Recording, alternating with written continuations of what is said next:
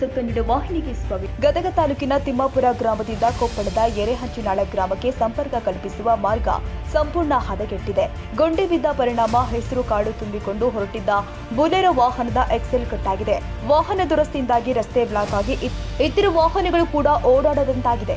ರಸ್ತೆಯಲ್ಲಿ ಎಕ್ಸೆಲ್ ಕಟ್ಟಾಗುವುದು ಸಾಮಾನ್ಯ. ಎರೆಹಂಚಿನಾಳ ತಿಮ್ಮಾಪುರ ರಸ್ತೆ ದುರಸ್ತಿಗೆ ಅನೇಕ ಬಾರಿ ಮನವಿ ಕೊಟ್ಟರೂ ಕೂಡ ಏನೂ ಪ್ರಯೋಜನವಾಗಿಲ್ಲ. ಗದಗ ಜಿಲ್ಲೆಯಿಂದ ಕೊಪ್ಪಳ ಜಿಲ್ಲೆಗೆ ಸಂಪರ್ಕ ಕಲ್ಪಿಸಿ ಕೊಡುವ ರಸ್ತೆ ಇದು ಆಗಿದ್ದು, ಆದಷ್ಟು ಬೇಗ ಈ ರಸ್ತೆ ರಿಪೇರಿ ಕೊಡಬೇಕು ಅಂತ ರೈತ ಸಂಘದ ಗದಗ ಜಿಲ್ಲಾಧ್ಯಕ್ಷ ಯಲ್ಲಪ್ಪ ಎಚ್ ವಾವರಿ ಇವರು ಆಗ್ರಹಿಸಿದ್ದಾರೆ.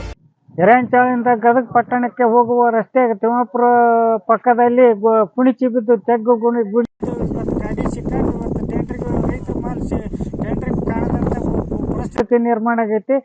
ಇವತ್ತು ಸಂಬಂಧಪಟ್ಟ ಅಧಿಕಾರಿಗಳು ಎಚ್ಚೆತ್ತುಕೊಂಡು ಸೀದಾ ಅದನ್ನು ರಸ್ತೆ ನಿರ್ಮಾಣ ಮಾಡಬೇಕು.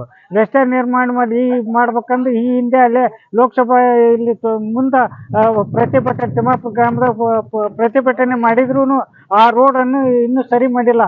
ಇವತ್ತು ಈ ರೋಡ್ ತಿಮ್ಮಾಪುರದಿಂದ ಕೊಪ್ಪಳದ ಕುಕ್ನೂರಿಗೆ ಹೋಗುತ್ತಾ ಇತ್ತಾಗ ಗದಗ ಮಾರ್ಗಕ್ಕೆ ಹೋಗುವ ರಸ್ತೆ ಮಧ್ಯದಲ್ಲಿ ಗುಂಡಿ ಬಿದ್ದು ಹಾಳಾಗೈತಿ. ಶೀಘ್ರದಲ್ಲಿ ಮಾಡಿಕೊಡ್ಬೇಕೆಂದು ಈ ಸಂದರ್ಭದಲ್ಲಿ ಶರಣಪ್ಪ ಜೋಗಿನ, ಹುಚ್ಚೀರಪ್ಪ ಜೋಗಿನ ಇತರರು ಆಗ್ರಹಿಸಿದ್ದು.